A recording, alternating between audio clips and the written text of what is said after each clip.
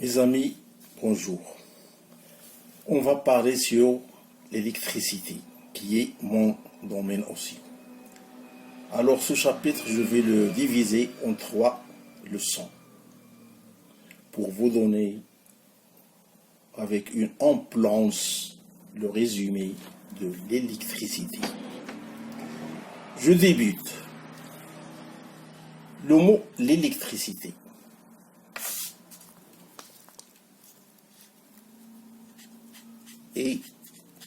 Électricité.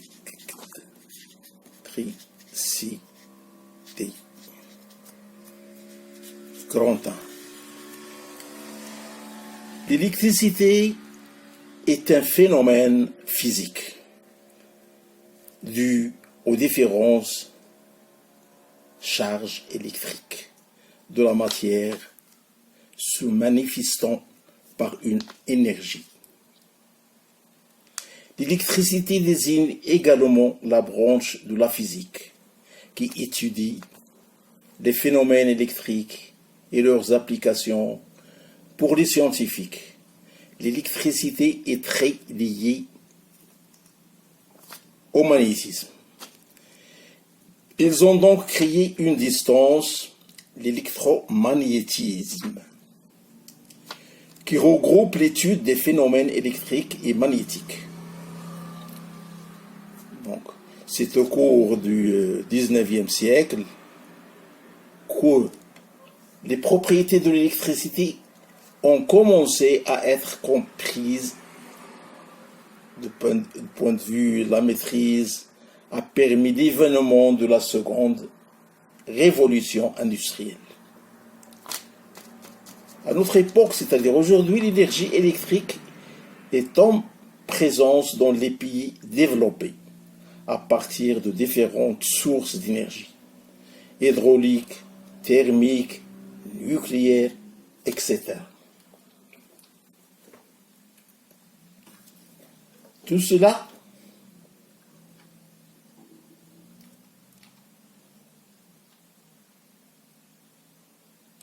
c'est-à-dire, je vais passer à la nature de l'électricité.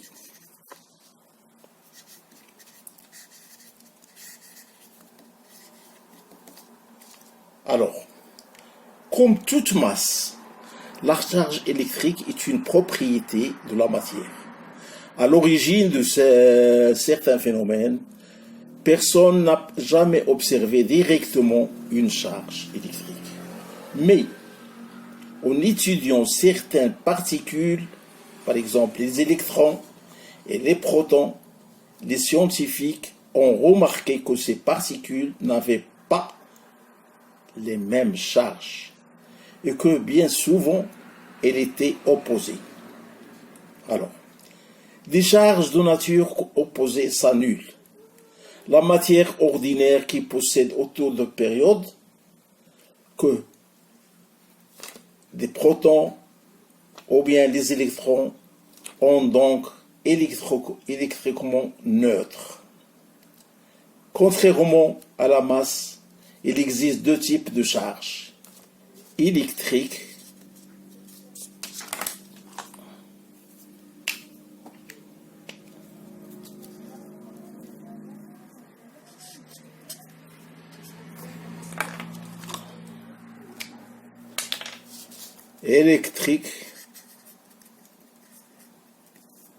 ok.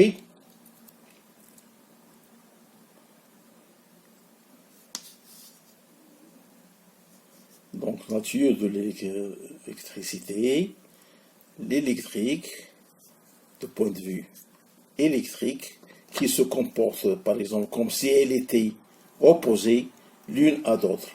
On les appelle donc par convention positive et négative. Par exemple, voilà aussi la charge positive et la charge négative. Alors, si on a une charge positive et on a une charge négative, il y a une attraction. c'est-à-dire il s'attire. Tandis que si on a une charge positive de même signe, on dit qu'il s'attire. Attraction. Il s'attire. Ok?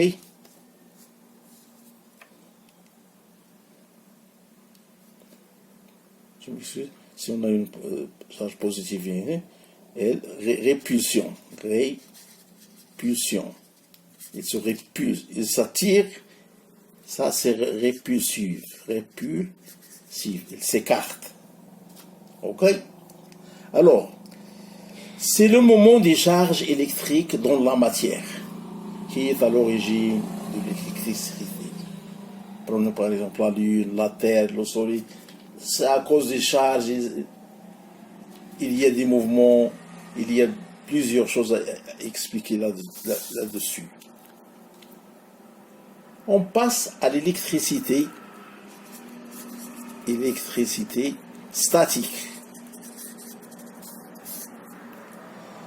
Les atomes qui composent la matière sont faits d'électrons chargés négativement, qui se déplacent autour d'un noyau composé de neutrons, électriquement neutres, et de protons chargés positivement. Le nombre d'électrons est à l'état égal au nombre de protons.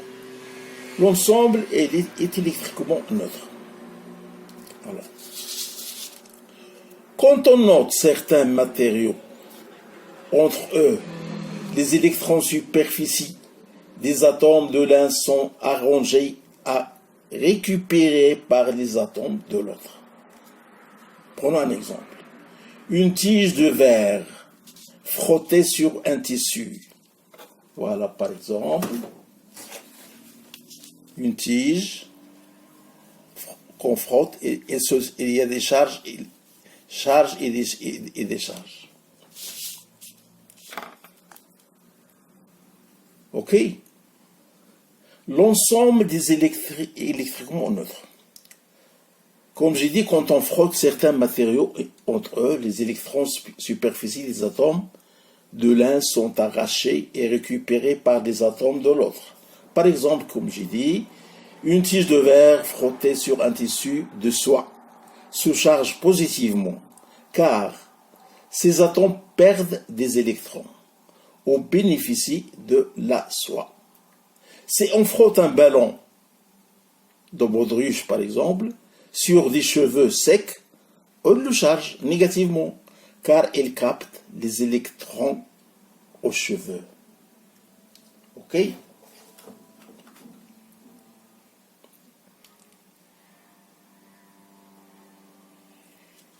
Si on prend aussi une règle en plastique, frottée sur des vêtements possède une charge négative.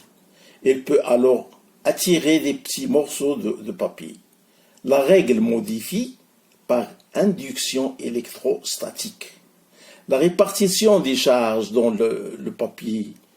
Les charges négatives de la règle repoussent les charges négatives à l'autre extrémité du morceau de papier. Bien sûr, elle attire les charges positives des atomes de papier. Donc, on parle d'électricité statique, car les charges électriques ne peuvent pas circuler. Elles sont piégées dans des matériaux isolants. Le plastique, le verre, le papier, etc., qui résistent à la circulation des charges, il est toutefois possible de leur associer. Jusqu'à ici, ça va. Un courant électrique détachable directement ou par le champ magnétique qu'il crée, en mettant en mouvement les matériaux chargés. Voilà. Donc, électricité statique. Maintenant, le courant électrique.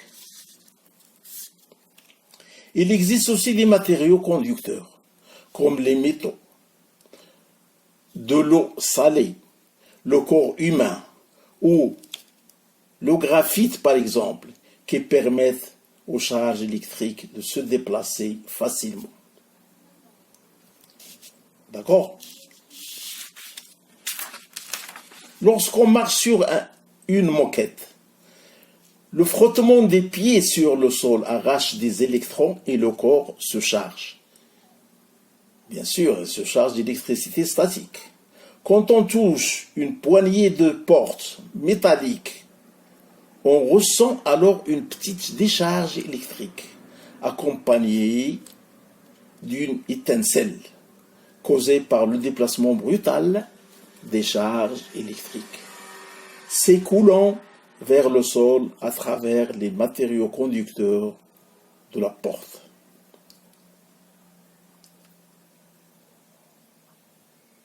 Ok? Cet écoulement est dû au fait qu'il y avait plus de charge dans le corps que dans le sol, c'est-à-dire une décharge à travers le sol. Comme deux charges de même nature ont tendance à se repousser dans un conducteur, elles vont chercher à se déplacer vers le point le moins chargé. Cette différence de charge entre le corps et le sol est appelée une différence de potentiel, DDP. D'accord? Pour créer un courant électrique, il faut donc un circuit de matériaux conducteurs qui permettra aux charges électriques de se déplacer et un système capable de créer une différence de potentiel entre les deux extrémités du circuit.